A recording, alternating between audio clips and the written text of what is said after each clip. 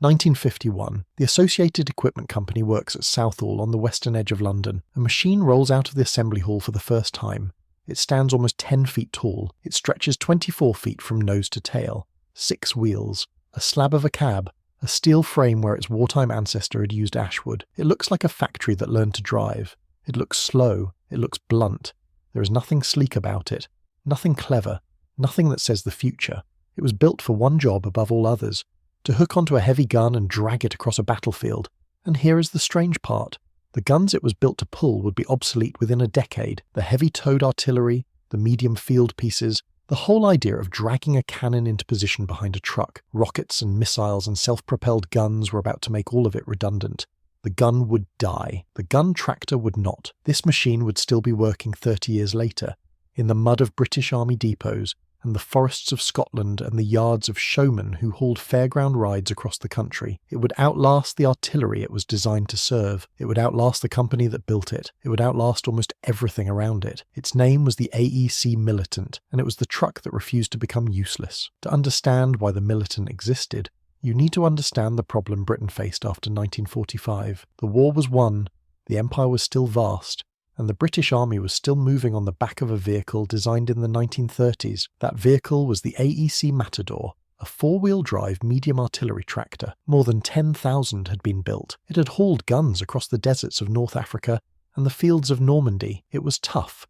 It was loved. And by the late 1940s, it was no longer enough. The problem was weight. Artillery was getting heavier. The guns the army wanted to move, pieces like the 5.5-inch medium gun, weighed over 6 tons in firing position. The Matador was a 5-ton truck straining at the edge of what it could pull. The army needed something bigger, something with more axles, more power, more grip and more room in the load bed. There was a second problem, and it was strategic. Britain in the 1950s still had commitments stretched across the globe, garrisons, bases, supply routes that ran from the cold plains of northern Europe to the heat of the Middle East and beyond. The logic of the age was total. If a new war came, it would be a war of movement and mass, and the side that could keep its heavy equipment supplied and mobile would be the side that survived. A modern army was only as strong as the trucks behind it. The Matador had been a brilliant answer to the last war, but the next one, if it came, would be fought with heavier guns, heavier loads, and longer supply lines. The wartime workhorse simply did not have the muscle for the job ahead. Britain needed a new backbone for its logistics, and it needed one that could be built in numbers and trusted absolutely. So the Associated Equipment Company went back to work. The Militant was the first purpose-built military vehicle the company produced after the war. It kept the family look, because every AEC lorry received a name beginning with the letter M. Matador, Marshal, Mandator, now Militant. But under the skin, almost everything was new. The first version, the Mark I, arrived in 1952. It was a 6-wheeler, offered in a 6x4 version for road work and a 6x6 version, that drove all 6 wheels for the worst ground imaginable. At its heart sat an AEC diesel engine of 11.3 litres, producing around 150 horsepower. That figure does not sound impressive today. It was never meant to. This was not a machine built for speed. Its top speed was around 25 miles per hour, and it was in no hurry to reach it. The engine turned slowly and heavily, with a deep rhythmic beat, and that beat gave the truck one of its 2 nicknames. Soldiers called the Mark I the Knocker, after the steady knocking pulse of that big, slow diesel. More affectionately, the whole family was simply called the Millie. Every part of the design was chosen for consequence, not appearance. The 11.3-litre engine was built to run on rough diesel and keep running, because a truck at the far end of a supply line cannot afford to be fussy about fuel. The 5-speed gearbox ran through a second 2-speed transfer box, which meant the driver had a huge spread of gears to crawl through mud or climb a gradient with 10 tons on the back. The suspension used simple leaf springs, live axles front and rear, nothing delicate, nothing that needed a workshop to understand. And bolted to the chassis was a winch, gearbox driven and enormously strong, capable of dragging the truck itself out of trouble or hauling another vehicle free. There was no power steering on the Mark I.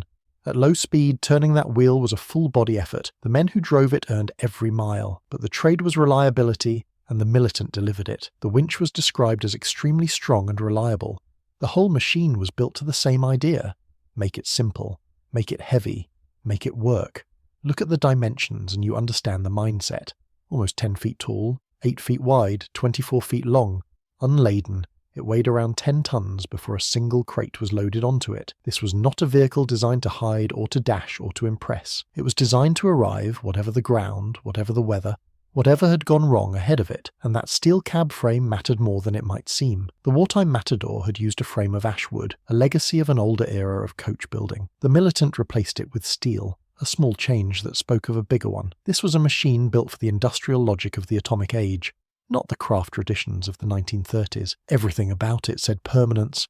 Everything about it said it would still be standing when lighter machines had rusted into the ground, and the load it could carry was 10 tons. That was the number that mattered.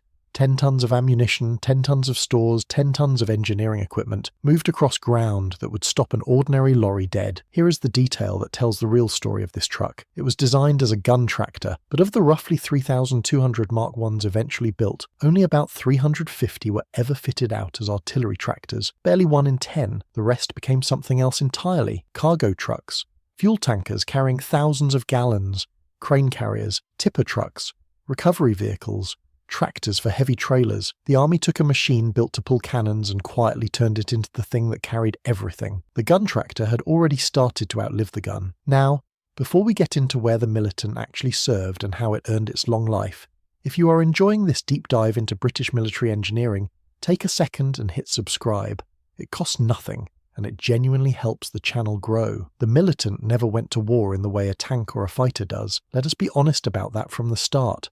This truck has no combat record. There is no famous battle where the Militant broke the enemy line. It was a logistics vehicle, and its front line was the long, tense standoff of the Cold War. That front line ran through Germany. Through the 1950s, 60s and 70s, the British Army of the Rhine stood watch in West Germany, facing east, part of the wall of NATO forces waiting for a war that thankfully never came.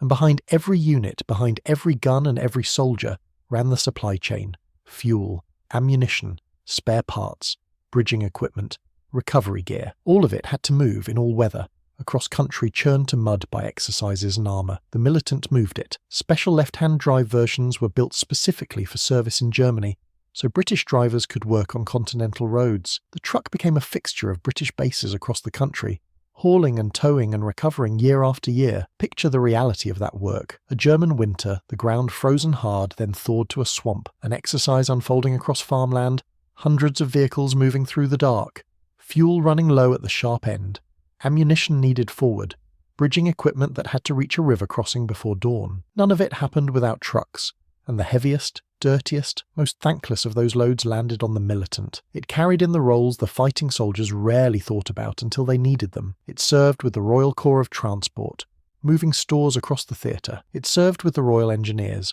hauling the gear that built and broke bridges. It served with the recovery and repair units, the men whose whole job was to bring broken vehicles back to life. The Militant was woven through all of it, a common thread running from the depot to the field and back again, and it was tough enough to be trusted with the most sensitive cargo of all. One heavy-duty variant, built for the Royal Air Force, was described as a transporter for nuclear warheads. In an age defined by the bomb, the Army and Air Force needed vehicles they could rely on to move the unthinkable, and the Militant made the list. That is a quiet measure of how much faith was placed in this plain-looking truck, and it was in that recovery role that the Militant showed what it was truly made of. The British Army of this era fielded an unusual amphibious vehicle called the Alvis Stalwart, a high-mobility load carrier that could swim and could cross almost anything, right up until the moment it could not. When a Stalwart bogged itself to the axles in soft ground, something had to pull it out. Very often, that something was a Militant. The big AEC would grind forward on all 6 wheels, pay out its winch, and drag the stranded machine back to solid earth. The truck that looked clumsy was the one the army called when everything else was stuck. That was the pattern of its whole career, not glory.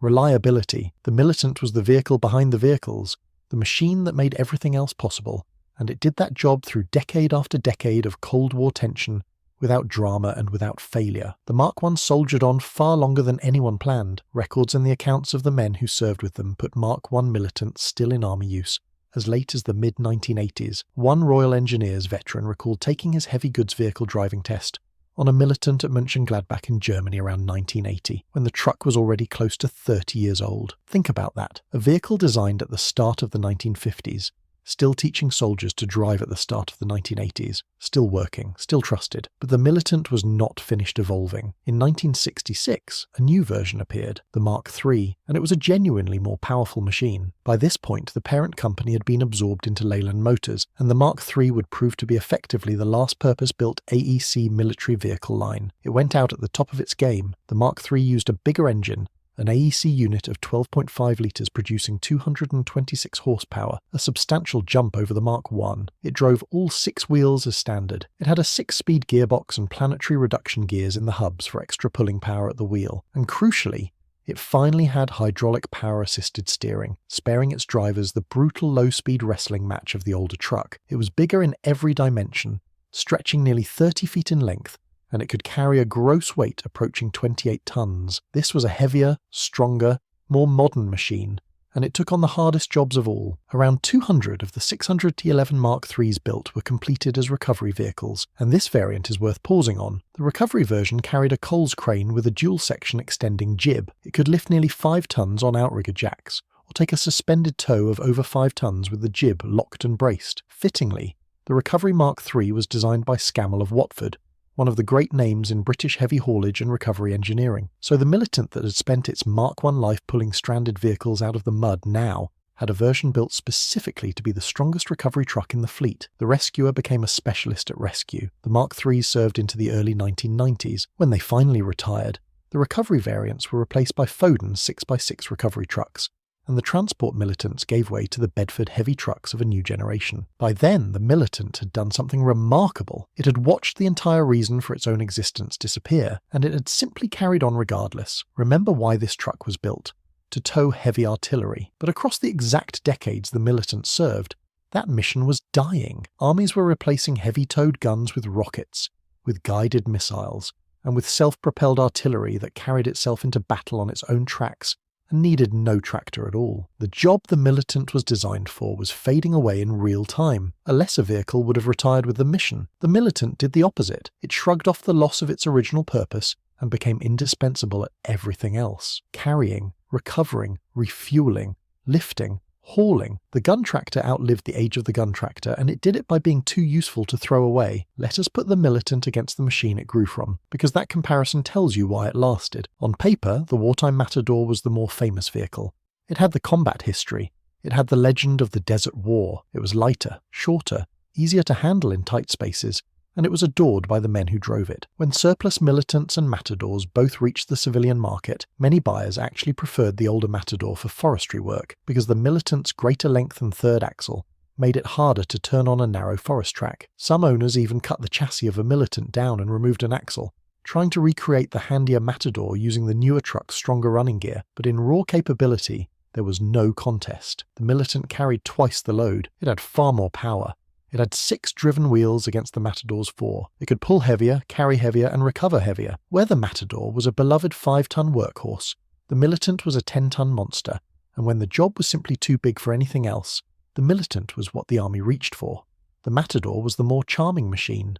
The Militant was the more capable one, and capability is what kept it employed for 40 years. Then came the second life, and this is where the Militant became something its designers never imagined. Through the 1970s, the army began selling off surplus Militants, and civilian buyers snapped them up. That enormous strength and that bulletproof reliability made the Militant perfect for the hardest jobs in the private sector. It became a heavy recovery truck, dragging crashed lorries off motorways. It became a timber tractor in the forests of Scotland, hauling felled trees out of terrain no ordinary vehicle could reach. Firms like Rhythmic Timber in the north of Scotland ran them hard for years. It became a showman's vehicle, part of the great tradition of British fairground haulage, moving rides and generators and the whole travelling world of the fair from town to town. The reason was simple.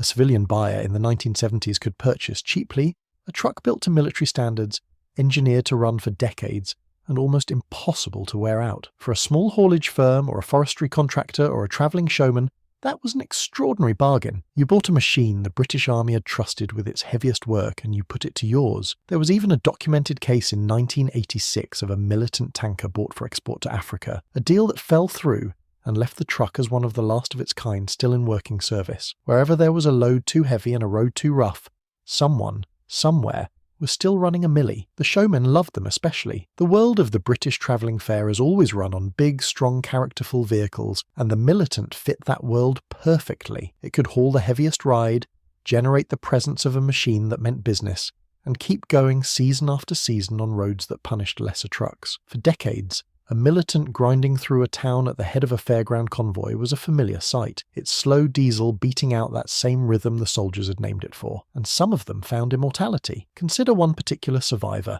a Mark I built at the turn of 1953 into 1954. She began as an ordinary army truck, but in 1966 she was rebuilt by Borton's Engineering into a master breakdown tender for London Transport, hauling and recovering buses in the capital. She worked for a rescue company through the 1980s. Then, from 1989, she went to Brooklands Museum, where she spent 35 years as a working heavy recovery vehicle for the museum itself. At Brooklands, this single truck helped move sections of a Concorde airliner into position. A vehicle built to tow field guns in the age of the Korean War ended its working life helping to preserve a supersonic passenger jet. In 2024, she moved again to the London Bus Museum. Still cared for, still complete, still telling her story. That is the Militant in one machine, built for a mission that vanished, repurposed again and again, refusing decade after decade to become scrap. Today the survivors appear at rallies across Britain. They gather at the AEC Society rally at Newark. They rumble across the fields of the Great Dorset Steam Fair. Restored Mark III recovery trucks change hands for around £15,000, bought by enthusiasts who understand exactly what they're getting. A machine that will start, pull and work long after more sophisticated vehicles have died. Let us be clear about the numbers, because the internet is full of wrong ones. According to the careful research of the historian Pat Ware, the production totals are these: around 3,200 Mark Is between 1952 and 1964, just 10 Mark II prototypes, a version that never entered full production, and 611 Mark IIIs between 1966 and 1971, including those 200 recovery vehicles. Larger figures you may see quoted, of 3,800 or even 5,000, are unsupported and should be treated with caution. Not a huge production run by military standards, but every one of them earned its keep, and a surprising number are still here. So return with me to Southall to 1951, and that first blunt six-wheeled machine rolling out of the assembly hall. It looked slow. It was slow. It had no power steering, a modest top speed, and a job description that would be obsolete within its own lifetime. By the standards of the sleek machines that came after it, the Militant was crude, heavy, and old-fashioned from the day it was born, and yet it worked. It worked in the mud of Germany, dragging stranded amphibians back to solid ground. It worked in the forests of Scotland, hauling timber where nothing else could go. It worked on the motorways of Britain as a recovery truck, in the fairgrounds as a showman's hauler, and in a museum as the machine that helped preserve a Concorde. It worked for 40 years, across 3 decades of Cold War, and a second life no one designed it for. The guns it was built to pull are gone, retired into memory and museum lawns. The company that built it is gone, absorbed and closed, but the truck survives, in preservation yards and rally fields, and the hands of people who know that reliability is its own kind of greatness. The Militant was never elegant, it was never fast, it was never famous, it was simply too useful to die, and that is the quiet lesson of the machine they called the Millie. Glory fades, fashion passes, missions end, but a thing built honestly, built strong and built to work, will outlast every clever idea that was supposed to replace it. The gun tractor outlived the guns. That is not luck. That is British engineering built to last.